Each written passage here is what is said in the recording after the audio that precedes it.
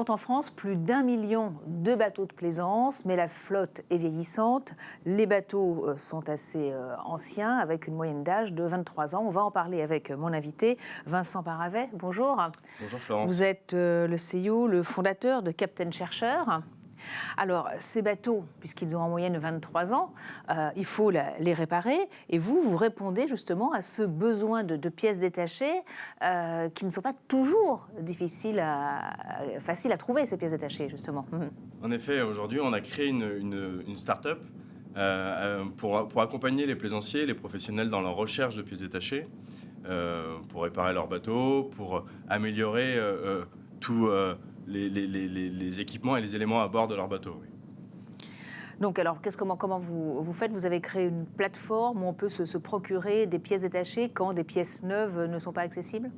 C'est ça. On a un outil digital en ligne innovant qui permet à un plaisancier ou à un professionnel de faire une demande de recherche. Cette demande, elle est stockée dans une base de données qui est partagée avec tous nos partenaires. Ce sont des plaisanciers, des professionnels, des constructeurs, chantiers. Et nous, on fait de la mise en relation avec un stock disponible. On a créé une marketplace qui s'appelle poseidonshop.fr et qui permet de faire cette mise en relation lorsqu'il y a un stock potentiel disponible avec un demandeur.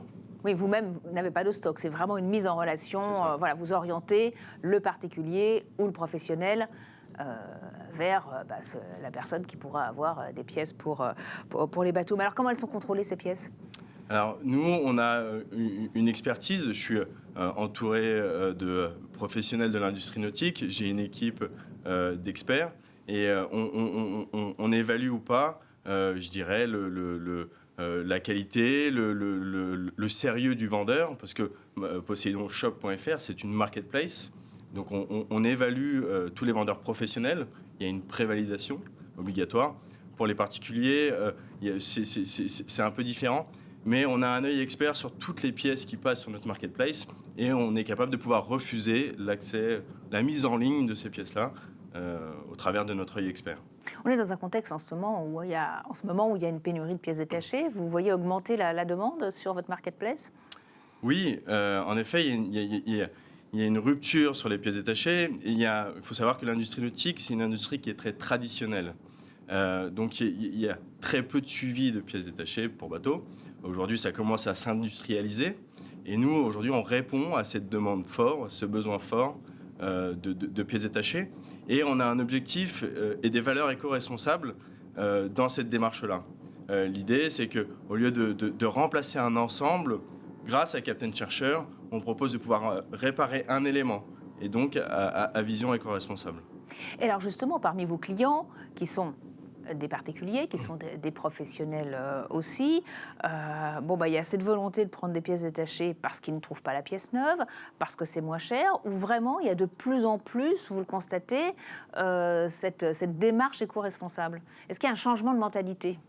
Il y a clairement un changement de mentalité. Aujourd'hui, on voit, mais sur les autres marchés similaires, le do it yourself, le réparer au lieu de changer. Et c'est vraiment une démarche qui est présente sur les autres marchés de consommation et évidemment qui s'inscrit dans le marché de l'industrie nautique. Oui, donc un vrai changement dans les pratiques.